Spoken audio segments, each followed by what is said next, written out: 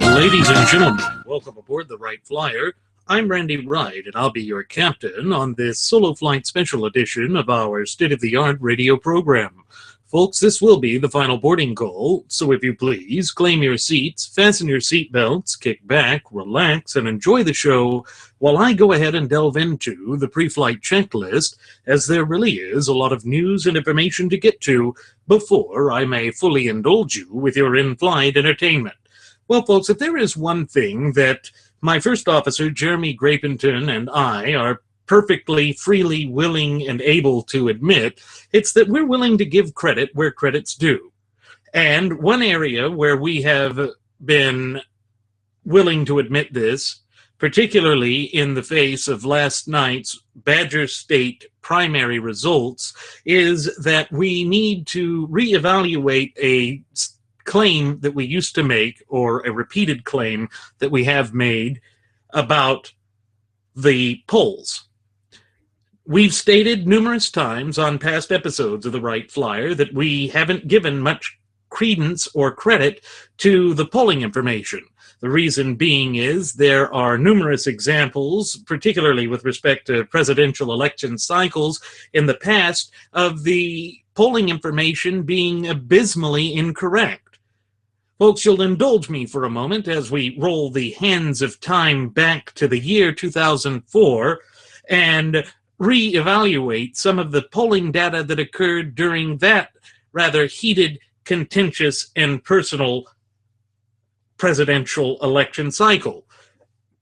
Of course, that was when incumbent Republican President George W. Bush was facing off against the Massachusetts flip-flopper and his philandering VP nominee, John Edwards, and John Kerry being the main candidate there. And the graduates of Pavlov School of Journalism for the salivating mainstream media were very anxious and eager to point to the polling data, which seemed to suggest at the time that Kerry was going to trounce Bush come election night. They doubled down on this thought when it was election night. The exit polling seemed to suggest that President Bush was well on his way to defeat. And they speculated and postulated that this was probably due in no small part to the unpopularity of the Iraq War at that time. They were trying to tie this whole election cycle to an anti-war sentiment that they reminisced was similar to the anti-war fervor that gripped the hearts, souls, and minds of America during the turbulent 1960s with the Vietnam War. Of course, after the election results came in, we could see that nothing could be further from the truth, that they were wrong about the predictions that they made. And in the end, it came to be that President George W. Bush won re-election.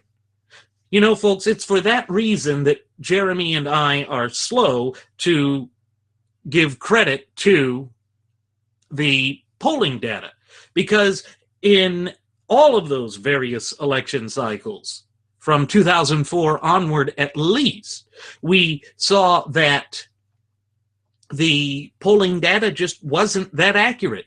It was not something that we were willing to just go out on a limb for.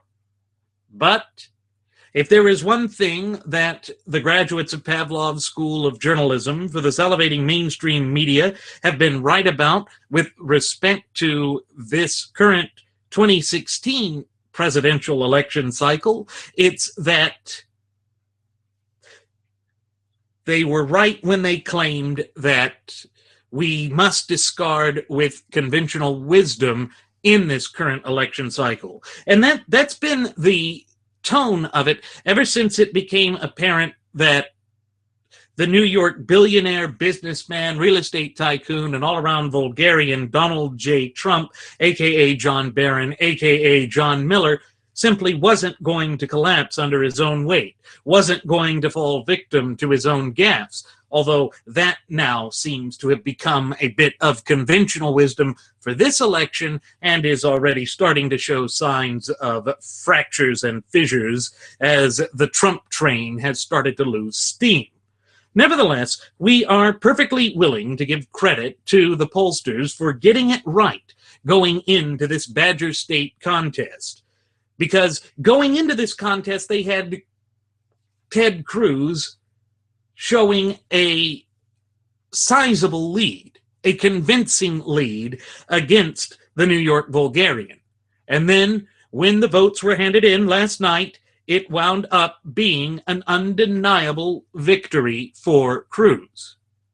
Now that has sent heads spinning, to steal a phrase from one of Trumper's top acolytes, former conservative Sarah Palin, in that he said that there was going to be a surprise, to expect a Trump victory in the Badger State of Wisconsin.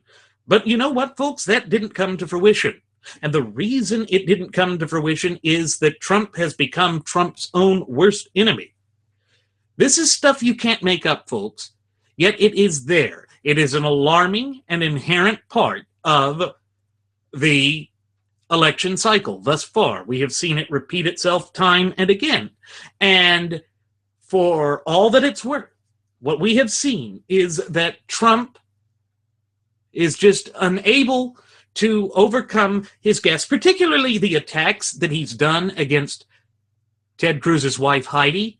That was uncalled for, it was undignified, and it is damn well unpresidential. Of course, that isn't going to matter to Trump, and it's already been shown not to matter to a vast majority of his diehard followers. Nevertheless, we have given the credit now to the pollsters because they've been right not only in this Badger State one, but they were right before the contest in Arizona and some of the various other ones like Utah. And so now we are seeing that Ted Cruz has this great victory. But it shows another interesting development that is haunting Donald Trump right now.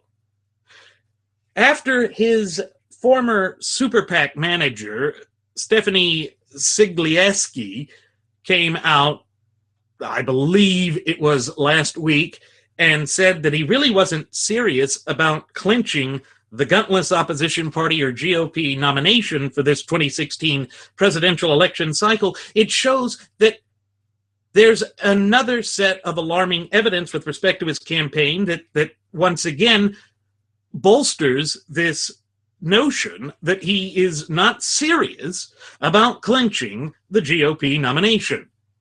And we see that with an article that's come out in both Red State and the Wright Scoop that's basically saying that the Trump camp is in the midst of a civil war. They're firing chief staff people or key staff members and not replacing them with anyone who has remotely any experience.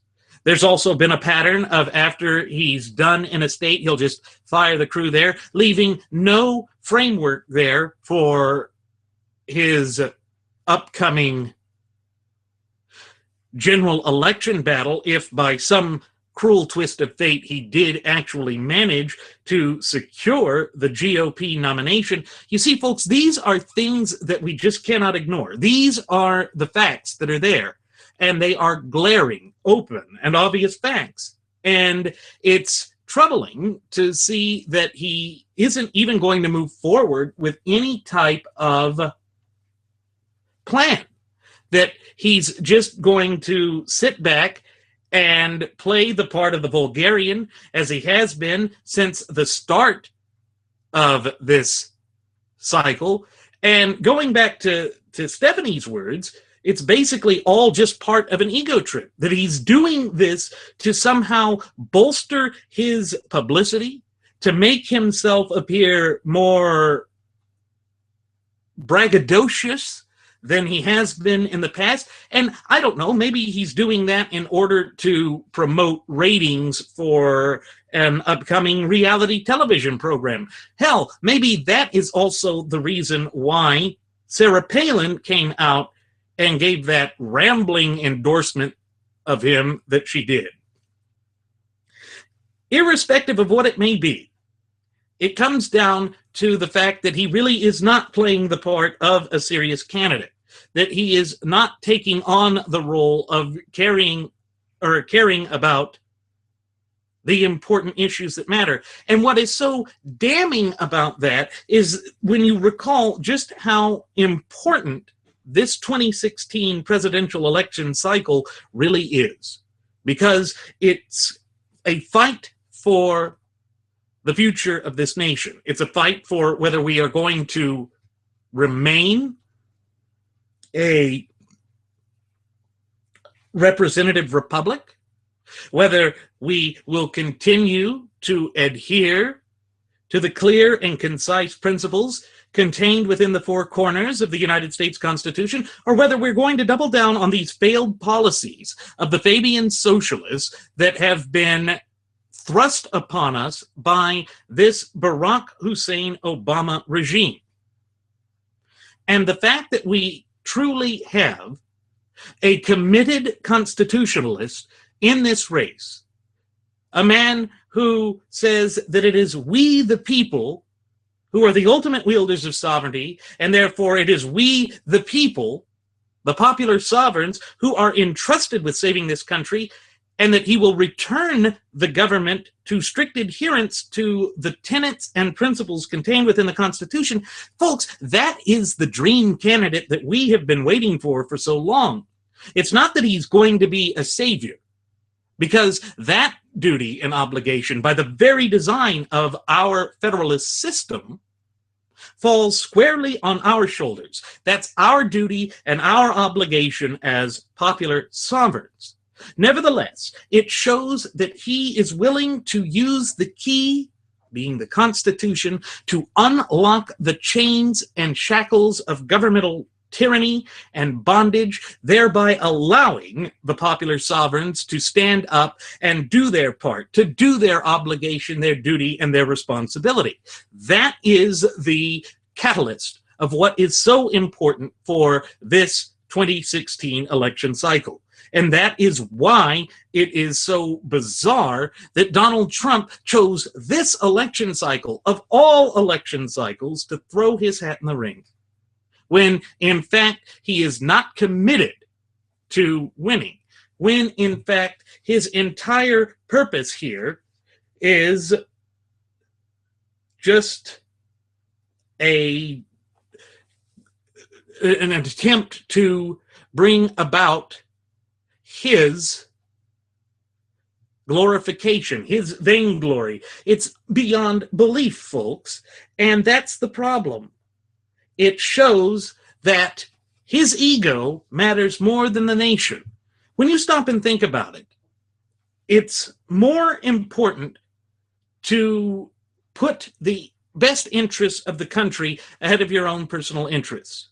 And something that Jeremy and I have reiterated on past episodes of the Wright Flyer many times is that in his 70 years of life, Donald Trump has had one focus, one goal, one initiative, one object, that of himself.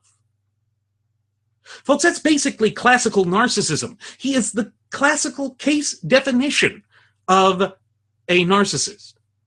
And he has let that play out time and again throughout this 2016 presidential election cycle, not only to the great detriment of the GOP, but also to the great detriment of the nation as a whole. And when he claims with a straight face, which is so laughable, that he is a unifier, a uniter, and that he has brought fresh blood into the Republican Party, that's ignoring the fact that most of these so-called new Republican voters are Democrats who have flooded social media outlets claiming that the only reason that they did this is they thought that he was the least capable of defeating whatsoever winds up being the Democrats' nominee in the general election. They're not committed to the ideals of conservatism. They're not faithful to Trump or Trump's message. And they think that he is the John Kerry of this cycle. And they're not wrong in thinking that. One can certainly understand where they would have come up with that thought, because Donald Trump has been consistently inconsistent throughout this entire cycle. I don't even think he's able to keep his message straight in a 5-minute span. And then this glaring and abhorrent lack of organization within his campaign also speaks volumes about just how serious of a candidate he is. And that is the one other area where the graduates of Pavlov's School of Journalism for the salivating mainstream media originally had it right. But then they decided, after he was not able to collapse or showed no signs of collapsing, that all of a sudden he was a viable candidate. Then they changed their mind. Then they said that, oh, he is a serious candidate. But the problem is, the truth has no agenda, and the truth always has a way of shining a light on the situation in ways in which we least expect it. And at times that it would seem the least obvious. And that's exactly what has happened with respect to Donald Trump.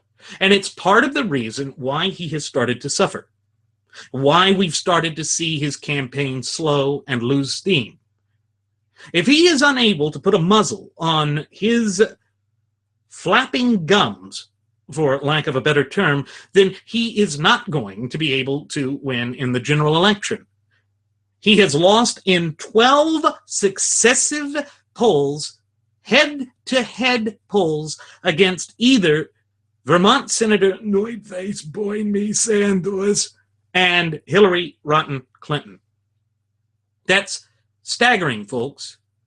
And if there's one thing that Jeremy and I have also said all throughout this 2016 cycle, it's that this election is the Republicans' election to lose.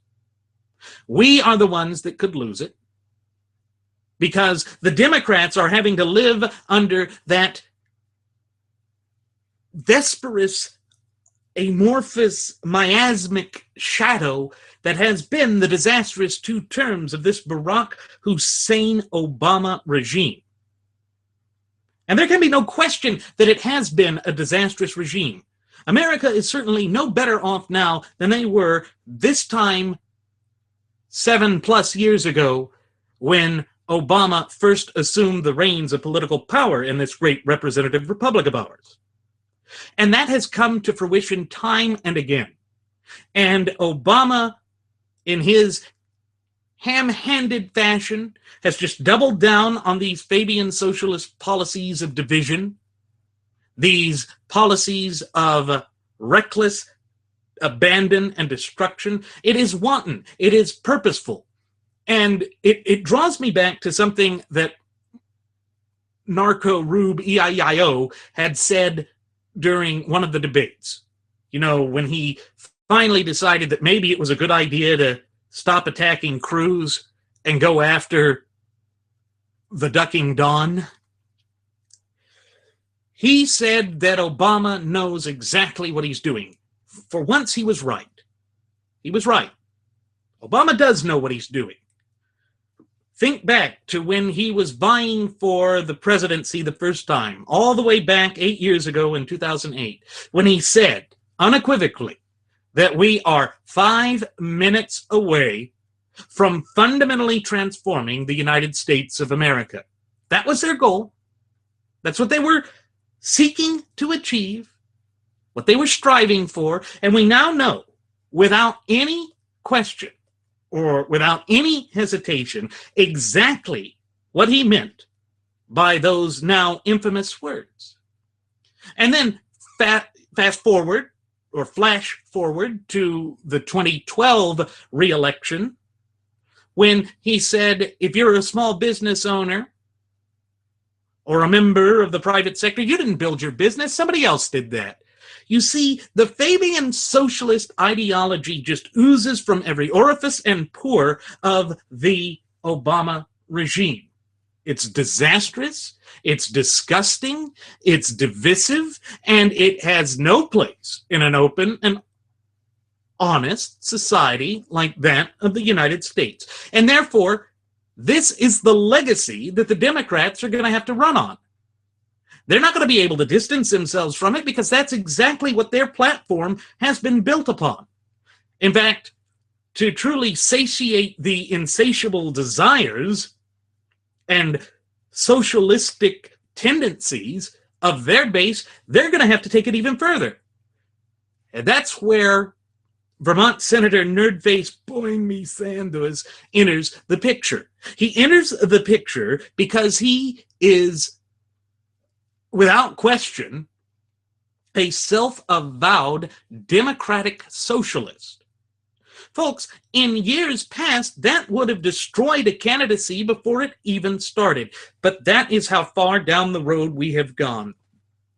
That shows to the great extent to which this nation is in the midst of an identity crisis as well as a constitutional crisis. And it must remind each and every one of us that, once again, how do we find a solution to this? How do we restore some semblance of sanity within the United States and her system of polity? Well, that answer is the key.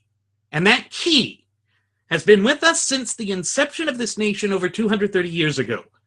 That key is none other than our Constitution.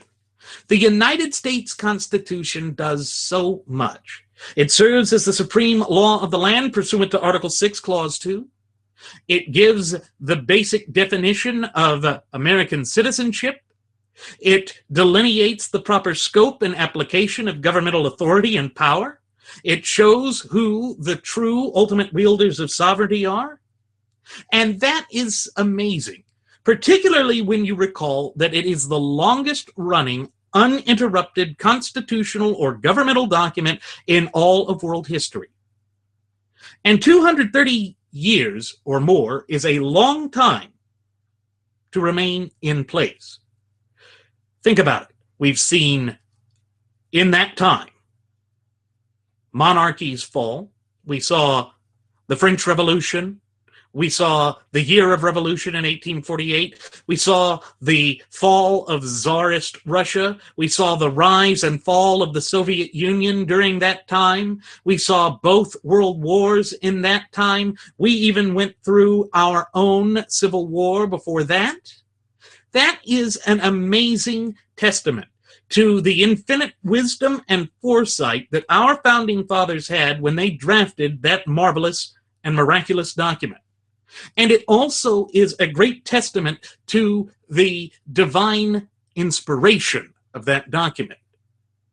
As Jeremy and I have both reiterated in numerous times on past episodes of the Wright Flyer, it demonstrates that our Constitution is based upon the timeless natural law principles that guide all of us. That our fundamental and inalienable rights have been endowed to us by our Creator, the God of nature, that no legitimate, rightful, earthly authority can take away those rights, abridge those rights, or belittle those rights without adjudicating us in front of a jury of our peers under a system known as due process under the law. We see that those natural law principles first came to light in the form of a contractual agreement on Runnymede Field in England back in 1215, when the baronage told King John I Plantagenet that he did not have the absolute authority to tax them, without their consent.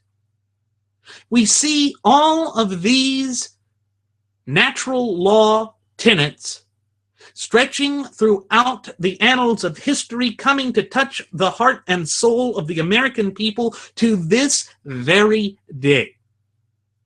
And that is an amazing reality.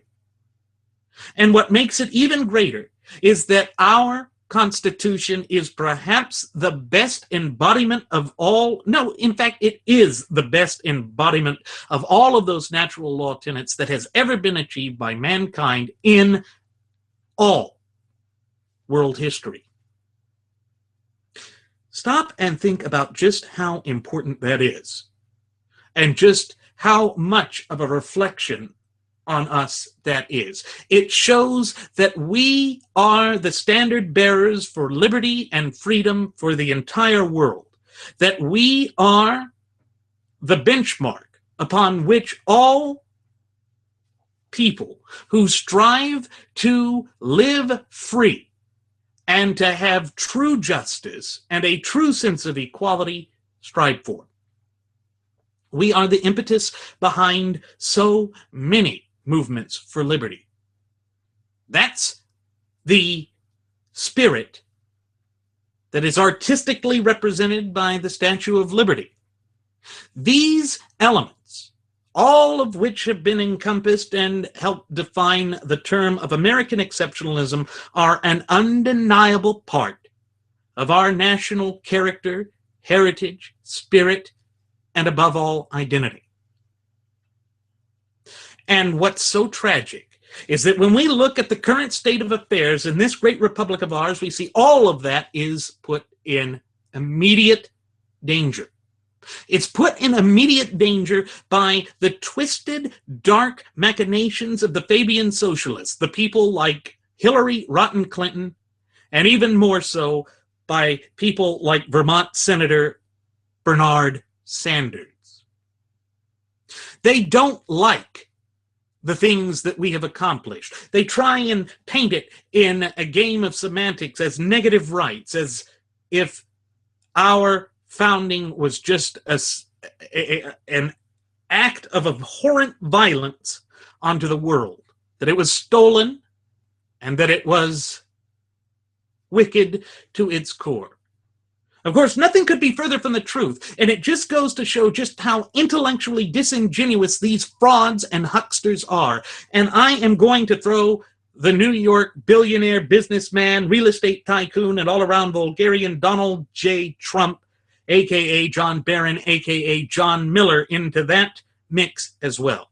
Because what he is doing is driving a wedge into the base of the gutless opposition party, or GOP, and by firing all of those people so that he has no framework upon which to build upon when he goes into the general election, he is basically being a tornado of violence and destruction within the party, damaging the image and definition of conservatism and leaving us to reap the consequences of his irrational behavior, his destructive behavior, his megalomaniacal behavior.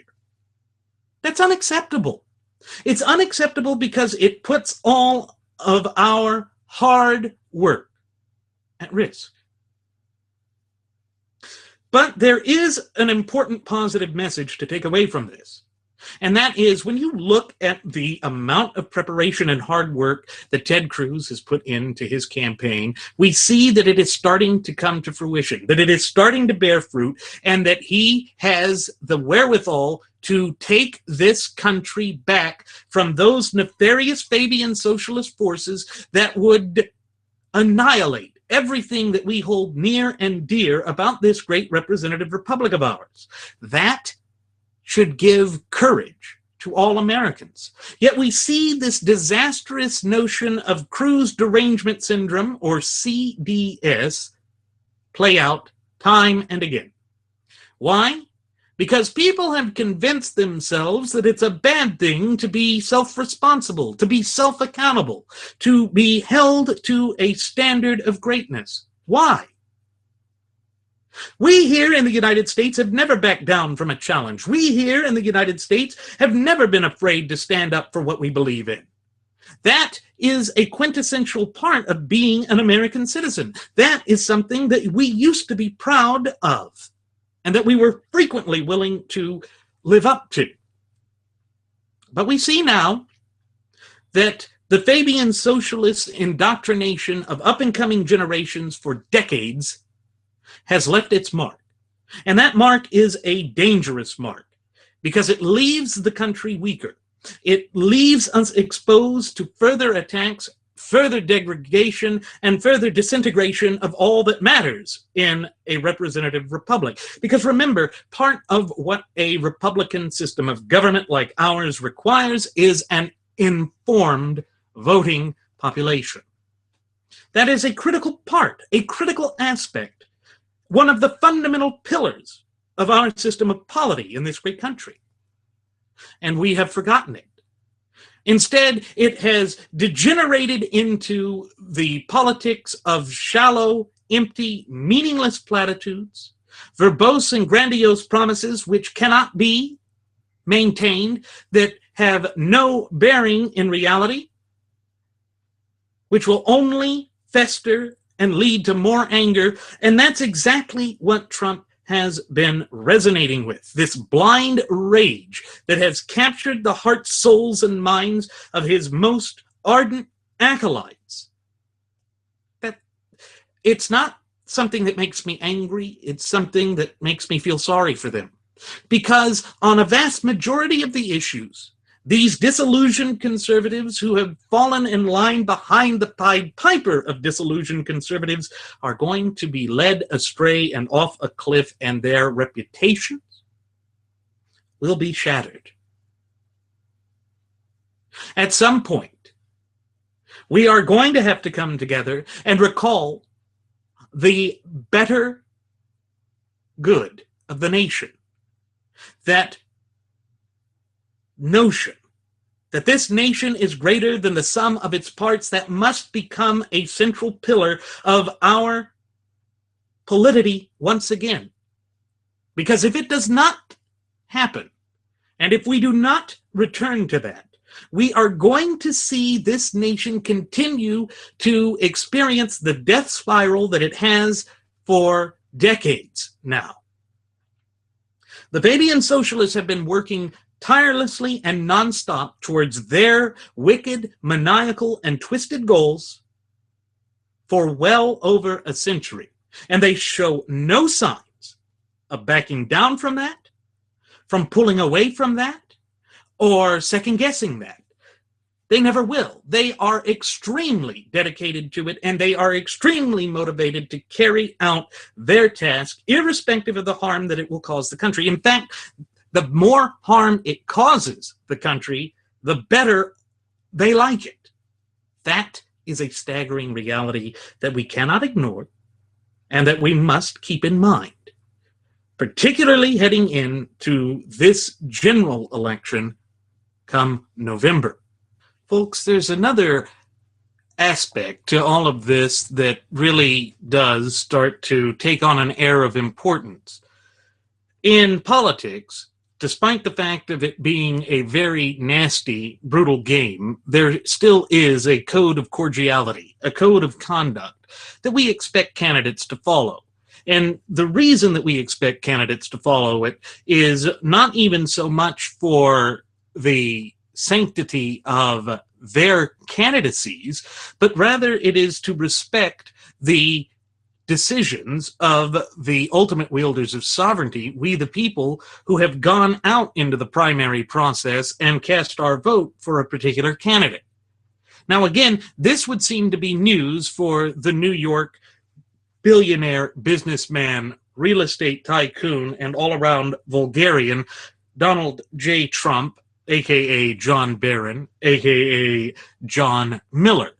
And I say that, again, because when you look at the response that he gave to Ted Cruz's victory, he went back to that childish array that we've seen from him time and again.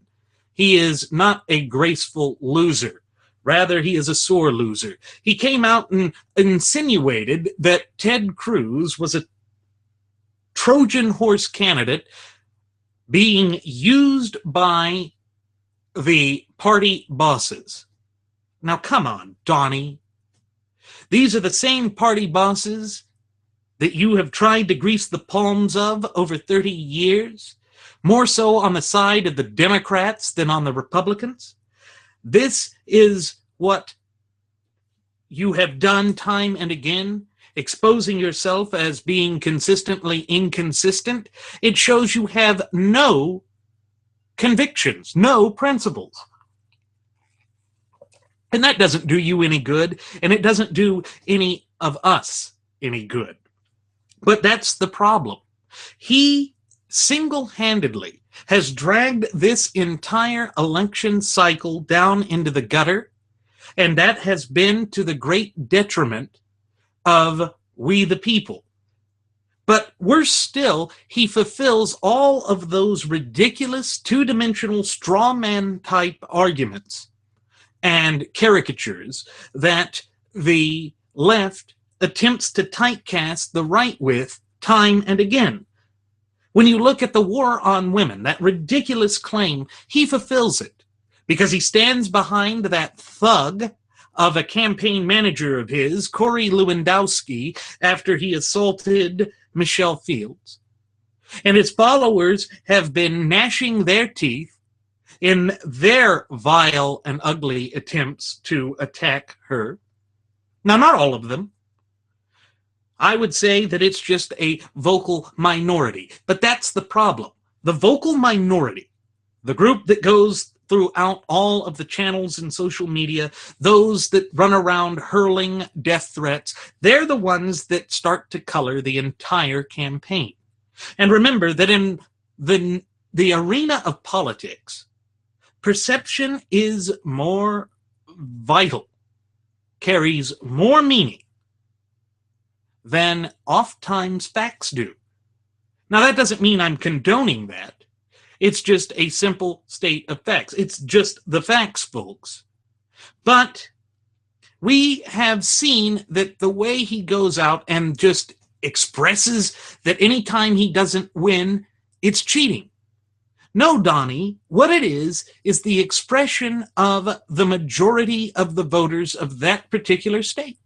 They came out and they sounded, they soundly rejected you. Just as you were soundly rejected in the state of Texas, you were soundly rejected in the state of Wyoming, you were soundly rejected in the state of Utah and in Maine. These are concrete facts. These are reality. But you don't want to accept reality. So you go out and you try to fabricate your own reality. The problem is such fabrications are not only erroneous, they are false.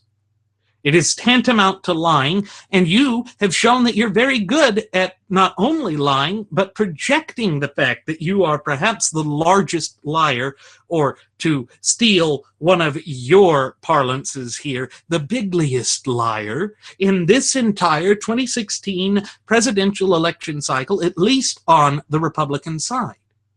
And that's the problem. You're going to run against a liar on the other side if by some cruel twist of fate you manage to secure the GOP nomination. But she's a patient liar. You're an impulsive liar. A liar who stamps his feet when he doesn't get his way, comes off as a spoiled brat, who has gone about decimating your own campaign structure so that you will have to basically rebuild it again in all of these states. And again, that raises the serious and alarming question of whether you are truly committed to this thing or not. And all of the evidence is starting to amass to state that you are not. In fact, I hate the Huffington Post, but they have a rather interesting article that they put out the other day in which they claimed that the Donaldoff is already looking for his exit strategy, that he never really wanted this in the first place. Again, how selfish can you be to pick one of the most important and dire election cycles in the history of this great representative republic to play some self-centered publicity stunt? It really does extenuate this notion that he is the P.T. Barnum of our era. And remember that P.T. Barnum was alleged to have come up with that infamous statement that there's a sucker born every minute. But who's the sucker here? It certainly wasn't the people of Wisconsin. I think the biggest sucker of all is Trump himself, because he has allowed his ego to get the better of him, and that has driven this election cycle into the foray that it has entered into now, and that it has worked against him time and again. It explains why he is consistently inconsistent. I don't even think he knows what he believes. I don't think he cares. You see, that has been perhaps the most flippant part of this entire election cycle, ever since he first officially threw his hat in the ring last summer. It's that he doesn't care. He's a vulgarian. He does it for the shock and awe value of it.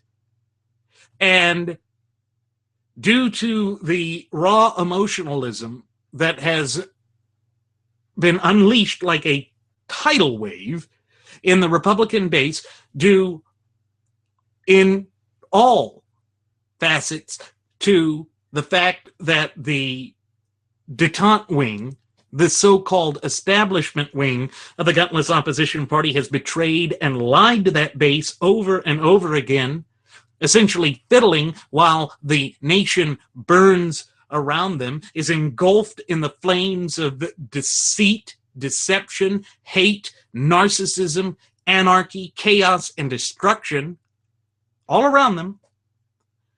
It has allowed this nation to slip further to the left, and people are throwing up their hands in frustration, wondering just what in the hell can be done. And now they're to the point of such anger that they'd rather just burn it all down. Okay.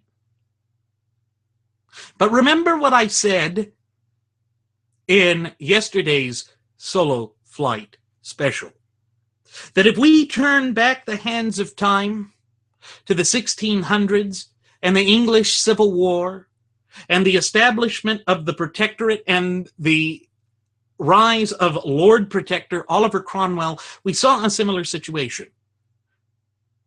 It had the promise of being a republic, but it turned into a despotism. And remember again, folks, that despotism is the wielding in an arbitrary fashion of absolute authority by a centralized authority figure or government. Kings are despots. Dictators are despots. And Obama certainly fancies himself as a despot. But I also think that if Donaldoff, Julius Caesar, Trumpolini were somehow to get his clutches on the reins of political power in this republic, he would fancy himself a despot as well. These are dangerous times in this great republic. We are, as I've mentioned since the outset of this program, in the midst of not only an identity crisis, but also a constitutional crisis, and that is due in no small part to the spineless and feckless opposition offered or put forth by the gutless opposition party. In fact, there has been no opposition. That is why Benedict Arnold Paul Ryan, the current Speaker of the House, who once championed the idea of creating a balanced budget at the federal level, gave Obama the omnibus spending bill, rubber stamping all of his twisted machinations that have no place in a representative republic like that of the United States, because he's collaborative. He sees this as an opportunity to get what he wants. And that's amnesty. And folks, yes, amnesty, or the apparent resistance thereto by the Donaldoff, has been a central plank of Trumpolini's campaign. But we already know that the New York Times had that audio where he said he didn't really mean it. We've already seen that his own supposed immigration policy would include touchback amnesty, meaning that those whom existing law already says cannot re-enter this country would be given a fast track if they're a certain type of illegal alien to be allowed back into this country and to be put on a path to citizenship. But you know what? Because it would be putting them on a path to citizenship, and because they'd be an insular and discrete class, something that's not allowed, that would be tantamount to a bill of attainder, which is prohibited by Article 1, Section 9 of our Constitution. But again, nothing within the Constitution seems to matter much to the Donaldoff. He continues to spew at the mouth and to double down on his divisive policies and procedures without a care in the world. That is dangerous. That is reflexive of a similar mindset to that of which we have already suffered through 2 terms of with the current occupant of 1600 Pennsylvania Avenue in Washington, D.C. And there is this gross lack of knowledge with respect to how our system of polity and government actually works. Recall, folks, that he clearly stated that he would appoint Supreme Court justices who would investigate Hillary. Now, I know that I have repeated that on past episodes of the Wright Flyer, but it bears repeating again here, because if this man is seeking to become the representative and the spokesperson of all American citizens, it shows that there is a major disconnect with the base. That if he lacks that kind of knowledge and could still garner popularity and popular support, then it shows that there is a woeful lack of knowledge with respect to civics in this country. And that, folks, ties directly back into this concerted and deliberate effort by the Fabian socialists who have infiltrated all levels of our institutions of education, from primary education all the way to postgraduate studies, all throughout this country, have accomplished. They have set themselves to the task of dumbing America down so that we no longer have a clear understanding of what our role is as popular sovereigns, or what the Constitution says, or what function and service and role it plays. That is dangerous. And of course it's meant to be that way because they want to use the Cloward-Pribben principle of overwhelming the system so that the American people get so fed up with everything that they simply throw their hands up and come to the government on bended knee and say, fix this, even though it was the government that created the problem.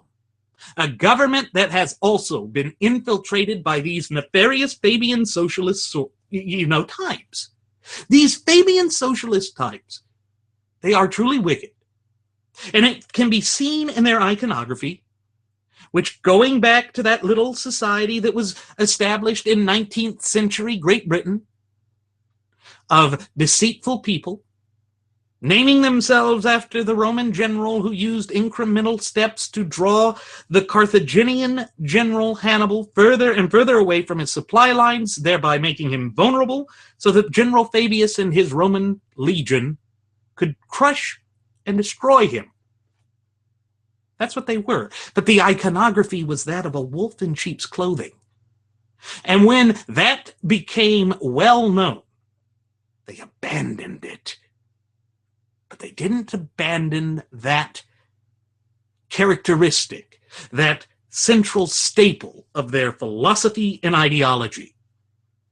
And that is what they continue to do, because they adopted that as a symbol of their ability to intermingle with polite society, to infect the current existing political structure with their vile virus and disease that is socialism. But remember what Alexander de Tocqueville said, that because socialists want to control every facet of our daily lives, that it has become a new age form of feudalism. Because if you look back into the history of England, the feudalist system that was there was based off of this idea of the nobles having the complete control over life, death, and marriage of the serf and peasants. And in fact, it even came into the lexicon. You all know the word villain. We know the negative connotations attached with it. And a villain is some evil, wicked thing. But do you know where the root of that comes from? Villain is the name given, or the title given to the peasants that worked the manorial land grants. They had to go to the lord of the manor to seek permission to marry.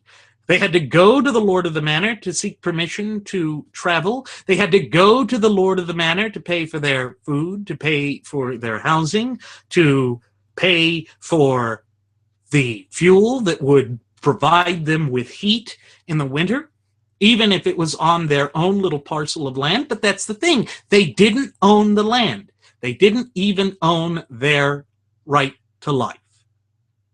The lord of the manor owned that. And he didn't even fully own that. It was the king that owned that. And as time went on, the king amassed further and greater and more invasive and intrusive powers unto himself. But that had an opposite and equal reaction that started first in the baronage class in England and then spread to all classes. That was this notion of a constitutional government founded upon the principles of our fundamental and inalienable rights. And we saw that in the writings of John Locke, which then inspired the pen of Thomas Jefferson in the Declaration of Independence, in which we clearly stated our grievances to King George III, and we then engaged in our own long,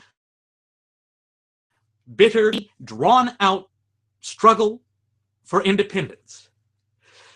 And in so doing, we came together and created the most stable, the longest lasting, the longest running uninterrupted representative republic that this world has ever seen.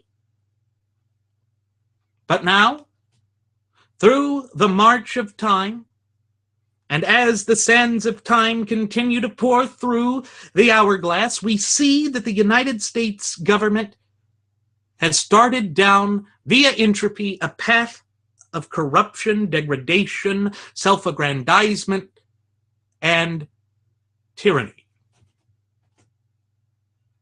And due to the feckless response of the gutless opposition party, the detente wing thereof being the real culprits behind the anger, we see the blind rage of the base, or at least of a significant portion of the base, blinding them to this undeniable history that is ingrained on the hearts of every man and woman who is an American citizen, either natural born or naturalized.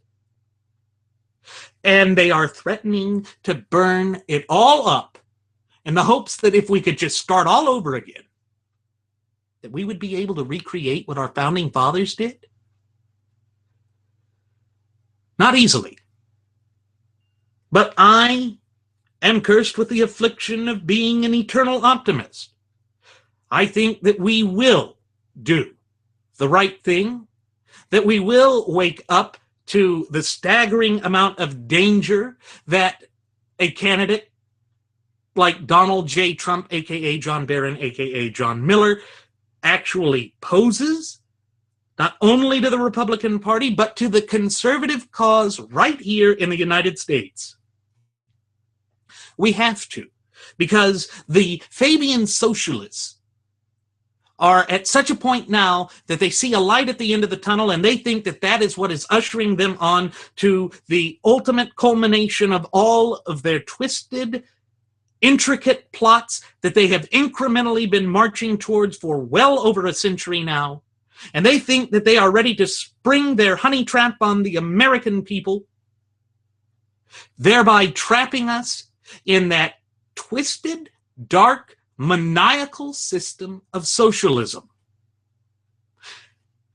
And I think that there is some credence to the claim that Donaldolph Julius Caesar Trumpolini is an agent provocateur who is purposefully and intentionally driving a wedge into the base of the Republican Party in order to secure a path for the Fabian socialists. Why? Just look at the positions he's held for the vast majority of his adult life. Now, I know it's going to be spewed at me, as it has been time and again, that I'm taking his past statements out of context and that people can change over time. But here's the thing. How much do they change over time? And how often do they change every 5 minutes? Just look at the stance that he's taken on abortion. Last week, he found himself in a lot of hot water when he said that women who seek an abortion, if in a hypothetical situation we outlawed it, should be punished. Then he came out and said that we're not going to change the abortion laws.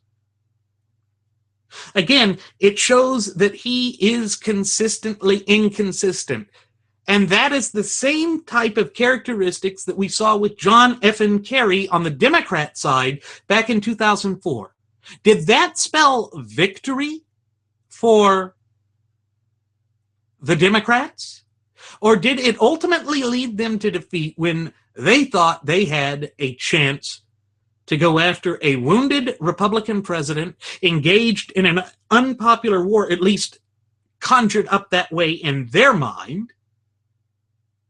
And then look at the way that Donald Trump parroted some of the lines of the Democrats from that period, saying that George Bush was the cause of 9/11. No, Bill Clinton was the cause of 9/11. Your golfing buddy there, Donaldolph. He's the one that refused to go after the terrorists when they attacked our embassies in Africa and when they attacked the USS Cole in Yemen. He is the one that just allowed all of this to go forward, and they got stronger. And as a result, we see that 9/11, the worst instance of terrorism, the worst attack of terror unleashed upon American citizens, occurred. 3,000 of our fellow countrymen and women died that day due to the feckless leadership of Bill Clinton. But again, Donaldolph didn't want to portray it that way. Why? He's good buddies with Clinton. Hell, he even shared a phone call with Billy Bob Clinton right before he officially threw his hat in the ring last summer. Now, why would that be? What would he be gaining by conversing with the husband of who would most likely be his opponent in a general election? Well, stop and think about that popular photograph, or rather infamous photograph that has come out during this 2016 election cycle that shows the Clintons yucking it up with Donaldolph at his third wedding, since he cheated on wife number 2 with wife number 3, just like he cheated with wife number 1 with wife number 2. And then, yet, he's the one, through his good friend Pecker, the owner of the National Enquirer, that put out that ridiculous article quoting non-identified sources who quoted other anonymous sources. That's not reporting. That's a snuff job. That's a hit job. And then, yes, there was the hacktivist group Anonymous that came out and said that there was information about that with Ted Cruz, and maybe that is the whole DC Madam thing. But again, I'm not seeing any concrete evidence of it. And it's funny, the game they played, yes, it was an important message they showed when they attacked Donald by saying that they released secret information, but it turned out to be public information. That's a script kiddie.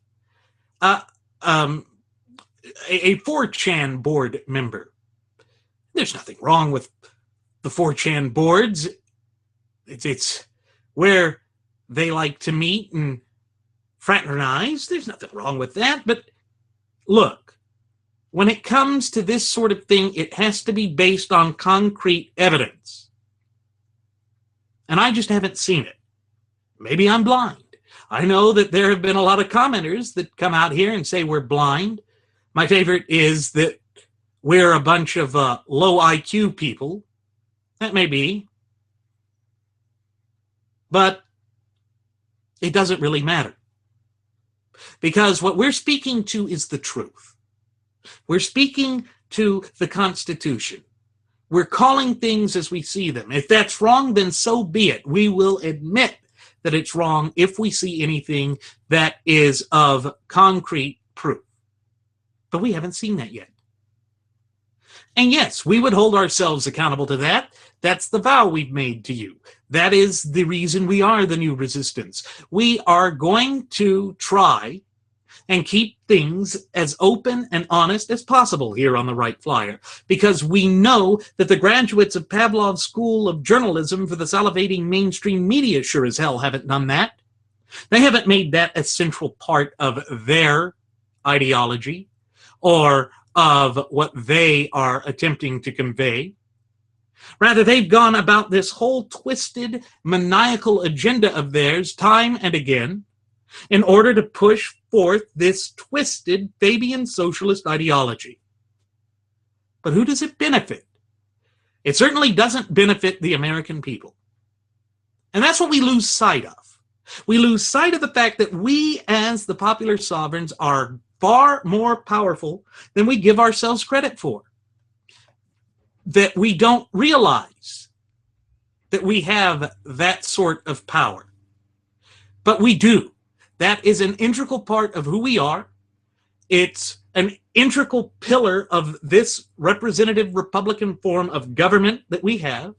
And it is something that we must gather around and recall and stand up for. Because if you think about it, without our fundamental and inalienable rights, which have been endowed to us by our Creator, we have nothing. What good is an economy if you don't have the rights to enjoy the fruits of your labor? If the fruits of your labor are taken from you to support things you don't support within the confines of government, that's the problem we have. And we see that the entire notion of the United States being a nation of laws and not of men, meaning equal protection under the law, has been ignored. We've seen that Barack Hussein Obama has turned up his nose at the very notion of a representative Republican form of government, and when the legislative branch of government, the true representatives of the people, even if they have been derelict in their duty, with all of these unconstitutional executive actions, we see that that is showing the utmost disrespect to the American people. That, too, adds to this growing sense of anger that is brimming in this country, threatening to boil over. But that's why we're here, to empower you, to look into this for yourself, to act for yourself, and to take the steps that are necessary to save this country, because it is only we, the people, rightfully can, by the very design of our representative republic, save this country. That is the message we must keep in mind and take to heart. You know, folks, there's another aspect of this that we need to keep in mind.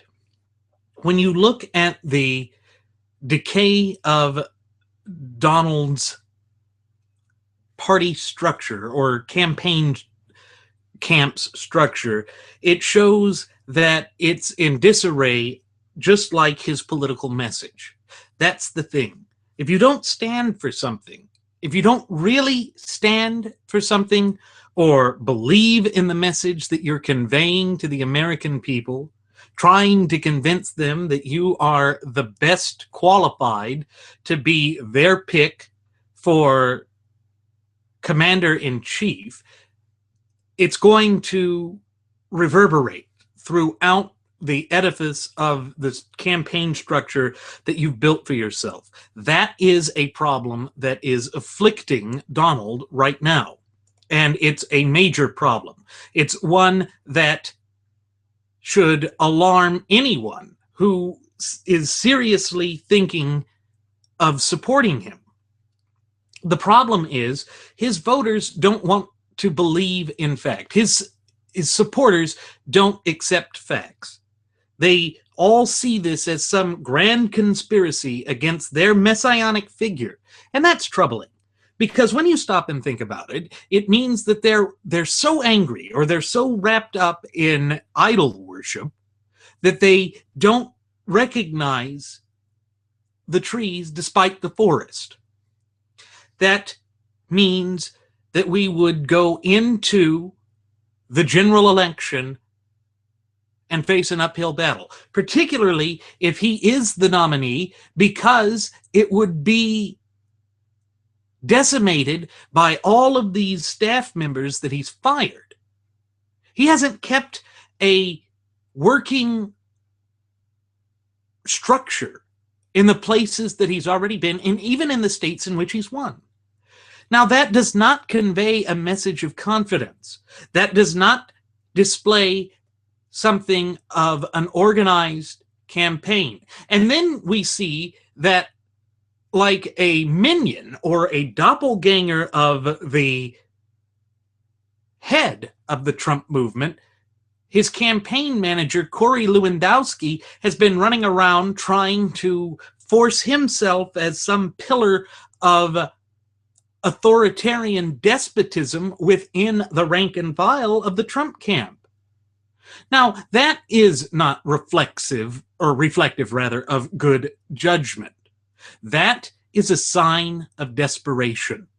It is a sign that this camp is not prepared for the bigger fight that is yet to come. And if he thinks that this is going to push him along, and that his complaints against Cruz are bad, wait until he really faces the real corruption that is the Democrat election machinery. They are known for the fraud. They are known for the dead waking from their graves and going and voting early and often.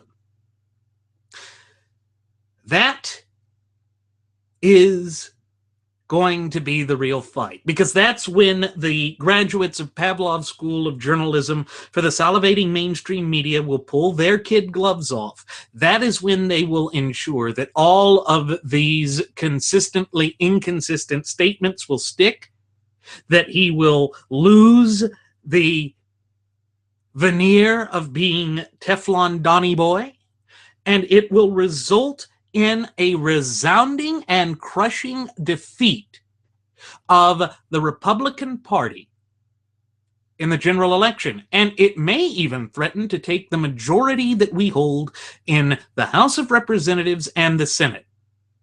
Probably more likely the Senate than the House, but it would cause chaos in its wake. And again, if it is true what Stephanie Siglitsky has said with respect to Donald not being serious about his prospects, of securing the nomination, then it shows that he truly is a selfish individual. But his own actions have demonstrated that. The way that he thinks that he is a cut above the law, the way that he handled the whole Polish Brigade incident of hiring illegal aliens to demolish that old building that stood on the site of Trump Tower, and that he wouldn't even provide them with the tools and equipment necessary to safely demolish the old Bonwit Teller flagship store, then it shows that he's not going to follow the Constitution. And that explains why true, pure constitutionalists would never be willing to support him. And then think of the way that he made promises to secure the ability to build Trump Tower and then abandon those promises once the going got tough. Like those beautiful sculptures and Art Deco friezes that were on the side of the Bonwit Teller building. He vowed, because they were a critical part of the New York landscape, that he would preserve them. But instead, when he saw that the costs were just too much, he just chiseled them, destroyed them, essentially acted the part of a vandal. And it even angered the chief designer that he had. And, you know, it's funny because he had promised to donate those things to the Metropolitan Museum of Art. That was part of what helped convince the city government to pass the building code ordinances that were necessary to allow him to build it. But he didn't fulfill his promises, just like he's not going to fulfill his promises in this 2016 election cycle. He's a gambler. But the problem is we cannot afford to gamble, not when we are in the midst of an identity crisis, the likes of which this nation hasn't seen in living memory. Not when we are teetering on the edge of the abyss of chaos, anarchy, death, and destruction. We cannot allow our constitutional system of government to fade from the annals of history, to become but a footnote in the societies destroyed by the wicked advance of socialist ideologies. And mark my words, folks, the socialists are attempting to mar this society. Because, like Donald, they are consistently inconsistent. They ignore the facts. And the facts that they ignore are that history is chock full of examples of socialism failing wherever it has been implemented. That is not something that can be ignored. That's not something that can be swept under the carpet, but they're going to try that. And the reason is they have deluded themselves into thinking that it's just that the wrong people tried to establish it, and that if only the right, most intelligent people could implement it, then it would work. But you know what the definition of insanity is? It's doing the same thing over and over and over again and expecting a different outcome. Folks, that's what these people are doing. They are acting out time and again to implement this disastrous system of a political philosophy in order to try and achieve a different result, when that has never been the case. Never, not once, has that been the case. And it's an intellectually disingenuous position that they take. But the thing that's really amazing is this cruise derangement syndrome that Trump has managed to create. From the birther lies, which we've seen and already cited 8 U.S.C. section 1401, subparagraph E, as showing quite clearly and unequivocally that Cruz is a natural-born citizen. We've tried to explain that to little orphan Annie Yep Yep Toto, who even herself has admitted that the man that she's been willing to go out and lie for time and again throughout all of the channels of social media is mental. Well, she's out lying again, saying that Trump is the only one that's going to take a stance on the illegal alien problem. He's the only one that would deport them. No, he's taken a softer position than Cruz because he has that touchback amnesty provision in it. And then let's not forget how laughably absurd his claim is that he would make Mexico pay for the building of the wall. They're not going to do that. Particularly when they've got that massive problem of the drug cartel there. And don't think that the drug cartel would just allow that wall to go up either. They're known for their violence. They're known for going out and beheading people. They're known for killing elected officials. You mean to tell me that Trump honestly believes that they're not going to come out and destroy the wall as it's being put up, that they aren't going to target the foremen that are assigned to help build that? And then there's the notion that most of that property is privately held. You think that people are just going to gleefully hand up their private property? No. Trump's once again going to have to descend into a battle where he is trampling upon the fundamental and inalienable right of property ownership, using that doctrine of eminent domain, which he has repeatedly stated that he loves eminent domain. We know that he went out into that long and drawn-out battle with a little old lady in Atlantic City to try and take her house away to build a limousine parking lot. Yes, he ultimately lost that, but it shows just to what great extent and lengths he's willing to go to abuse the power of eminent domain. Because eminent domain is designed to be used for a public purpose. Now, granted, a wall along the border to secure the border would be more of a public interest than a limousine tower, but even then it's got to be done with just compensation. And the fact that it would not meet the claims that he says means that he's going to meet fervent resistance on the part of the landowners. Then there's also the stance that he's taken with respect to the Federal Bureau of Land Manipulation and Malarkey, where the federal government supposedly and actually does seem to own about 98% of all the land in our westerlymost states, and saying that no, it shouldn't be handed back to the states as the tenets of federalism within our Constitution would mandate. And it's absurd. It's bizarre. But above all, it shows that he is, at best, schizophrenic about the approach he's assuming with all of this. That he's consistently inconsistent. And that's a problem.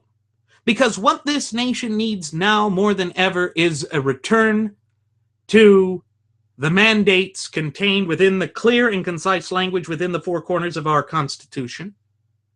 And we need a steadfast, proven, consistent constitutionalist to help bring this country back from the brink of ruination by freeing up the popular sovereigns, allowing them to take the steps that are necessary to ensure the continued viability of our Republican form of government for generations to come.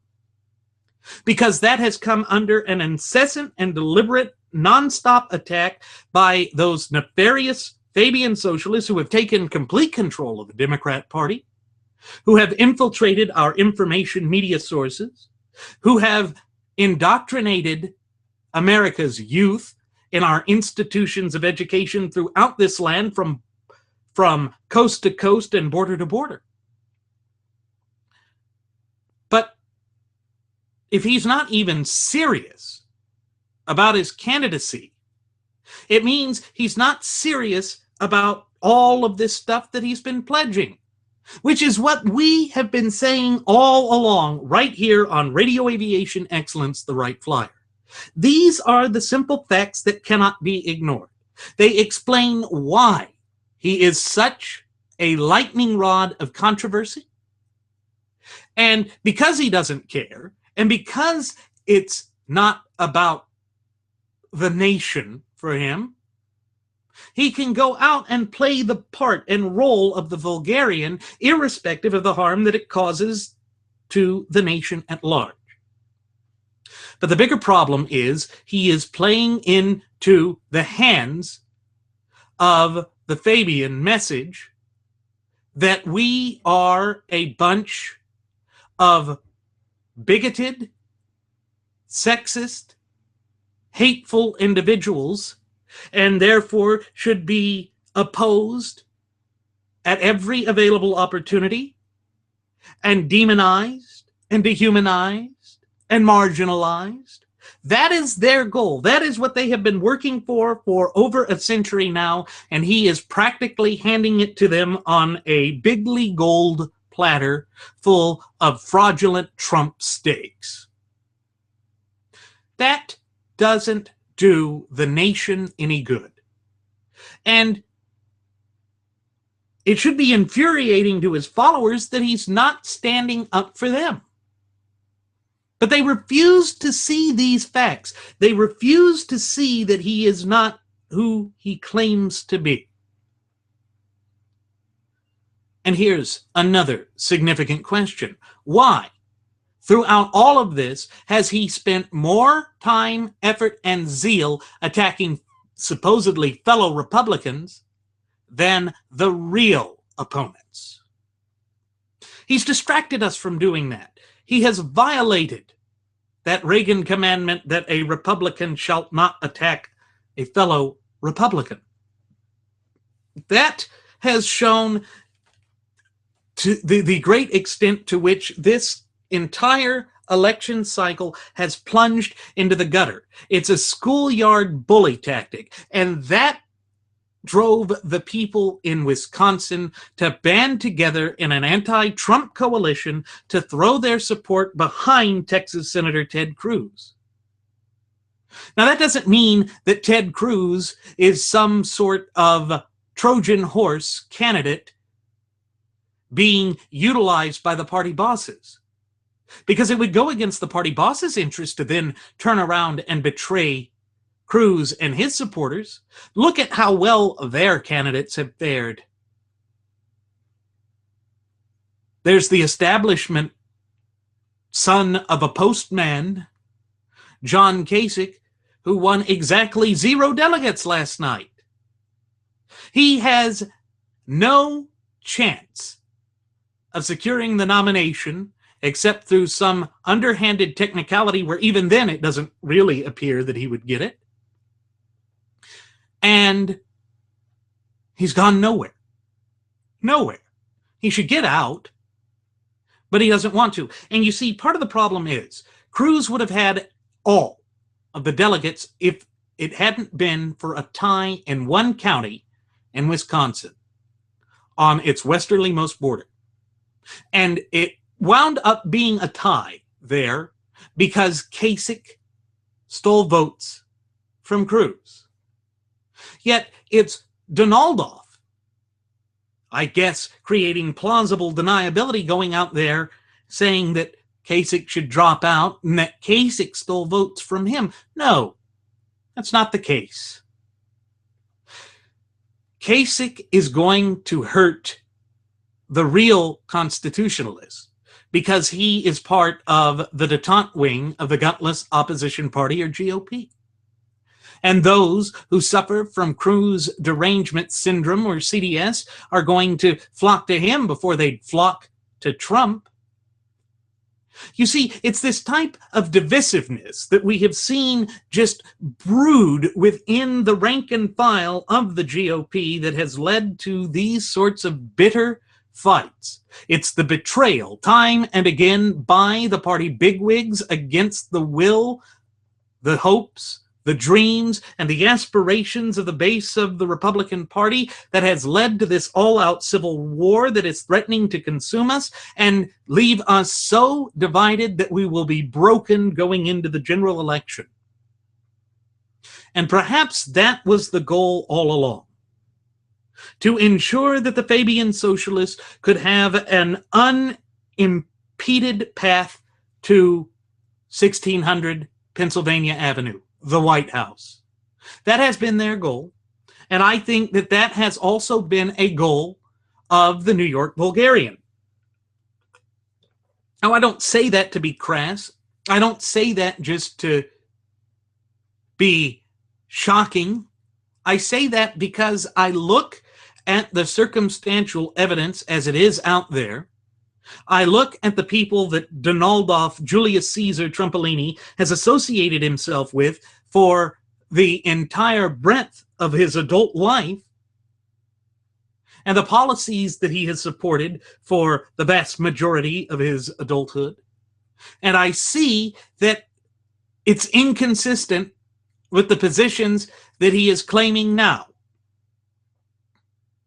And then, if there's any popular pushback with him, he whines, throws a temper tantrum, and then changes his position, alienating the position that he held all along.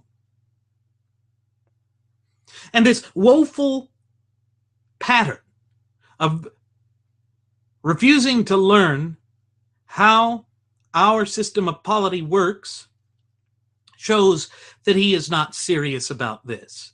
All of the great weight of the evidence points in the direction that he is not a serious candidate, that he is there to disrupt. But for what purpose? We certainly haven't heard any purpose given from Donaldov, just as we haven't heard him expound upon how he's going to fulfill the shallow and meaningless platitudes that he has spewed ever since he officially threw his hat in the ring last summer. It's divisive. It's destructive. It is dividing us, hampering us, harming us. There is no other way to put this, folks, and that has been the culmination of his energy and his zeal to fling mud at fellow Republicans while leaving the Democrats virtually unscathed. What good does that do us? What good does that do the nation? That is a question that I want Trump supporters to seriously ask themselves. If you can explain that to me, then maybe I could find reason to support him. Point to me where he will stand up for the Constitution, where he will defend our popular sovereignty, and has a coherent, practicable, real-world, workable solution that will allow him to achieve that, and you can win me over. But you're running out of time, because the last state will be decided in June. And if the momentum continues to be on Cruz's side, then it's going to be a serious fight, because it's going to lead us to a contested convention, which is then going to lead us to a question, an uncertainty. Perhaps what Trump could do to prove that he really does care about this country as he claims is he could drop out. Because it's clear he's not serious about this. It's clear that this is all about the ego trip. Look, Trump, you've done better than anyone thought you would. If that was all you were there for to begin with, it is time to bow out. It is time to allow a real constitutionalist to step forward and free the people so that we can all be more prosperous. And that would be beneficial to you as well, because it would allow you to go out and do what you like to do best, earn money. If we could get the government off the throat of the people, this economy would start booming. That would mean more people could buy stock. More people could invest in your wild schemes. But the problem is, I would suggest that people not invest in your wild schemes. Look at what Trump University did to so many people, defrauding them out of their hard-earned money, giving them nothing of what was promised. And yet, if you watch the advertisements that Trump had promoting that fraudulent creation of his, it's almost the same rhetoric, that hollow, empty, bombastic rhetoric we have heard him reiterate time and again. And think about it, folks. He took credit for Ford Motor Company supposedly moving a factory out of Mexico and returning it to the state of Ohio. Except that we now know that Ford is investing a heavy chunk of change in Mexico for a factory there to build small cars. So that brings up a question that my first officer, Jeremy Grapington, has reiterated time and again. Was Trump lying then? Or has he been lying now? Or more importantly, has he been lying all along? And I think it is that last point that is most apropos here, folks. Because as his own former Super PAC manager has stated, he's never once been serious about this. And then the projection continues. His refusal to apologize for those vicious and savage attacks against Heidi Cruz, because he said that Ted Cruz controlled that Super PAC, that anti-Trump Super PAC, that ran the photos of the Czech thumper, Malaria Trumpolini, that she chose and consented to do on Trump's jet in the nude and put out in a magazine for public consumption. No, that's bad. And that Cruz should have violated public election law or public financing election laws and told them to stop that. But he was the one directing his own Super PAC that he then shut down, the sketchy one that was shut down back in November of 2015. And now his campaign has flipped on this thing, saying that Cruz is still controlling this quote-unquote Super PACs of his own, which is not true, in violation of federal election laws. It's all projection. It's the it's the pot calling the kettle black. It's childish. It's moronic. It's foolish. But that is the pattern of behavior that Trump has exhibited time in and time out ever since he officially announced his candidacy last summer.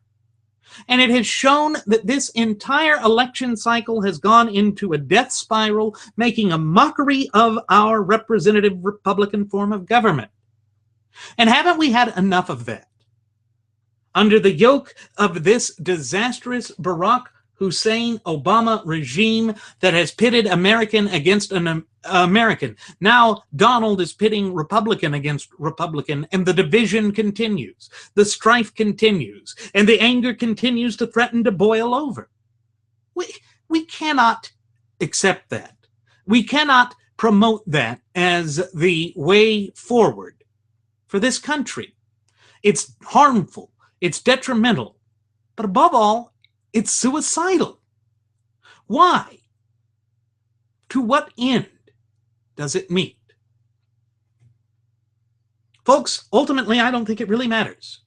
The only thing that matters is that we stop this negative element, that is threatening to tear this nation apart at the seams, and that we come back to our senses and get on with the duty of correcting the path of this country so that we can return to prosperity, so that we can go about the task of seeing that our fundamental and inalienable rights can be handed down to the up-and-coming generation and to, indeed, those generations which have yet to be born, because that is our duty and our obligation. And with that said, it is time for us to begin our descent. I'm going to go ahead and send the flight attendant back for one last round of alcohol. Ladies and gentlemen, as always, I'm your captain, Randy Wright, and I want to personally take this opportunity to thank you for choosing to fly the Wright Flyer. I also invite you to leave any questions, comments, or concerns you might have, either here on our YouTube page or our Google Plus page or our Facebook page. And on top of that, I invite you to follow us at Twitter with the Twitter handle of @RadioAviationX. That's all one word, folks, @RadioAviationEX. One more time, @RadioAviationEX, @RadioAviationEX, and there you will find a departure board that lists my First Officer Jeremy Grapenton's personal Twitter account, my own personal Twitter account, our blog, which has very insightful posts on it, and our Cafe Press account, where you can find a bunch of trinkets and goodies with our logo on it and a special first-class passenger logo. Go ahead and take a look at that, folks, and spot something that has your fancy with it, and give us a little bit of support so we can continue to empower you with this program. Thank you again, folks. We will see you next time. Do take care.